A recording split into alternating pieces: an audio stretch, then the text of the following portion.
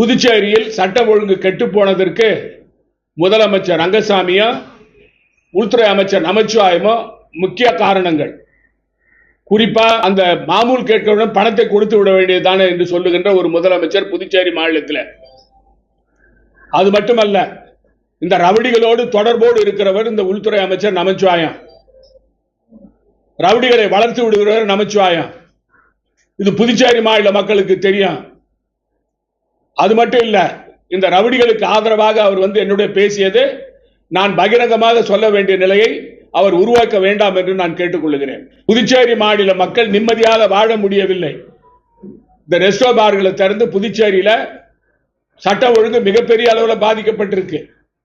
நான் காவல்துறை தலைமை அதிகாரியை கேட்டுக்கொள்கிறேன், மாண்புமிகு துணைநிலை ஆளுநரை கேட்டுக்கொள்கிறேன், தயவு செய்து இந்த ஆட்சியாளர்கள் நம்பாதீர்கள். சட்ட ஒழுங்கு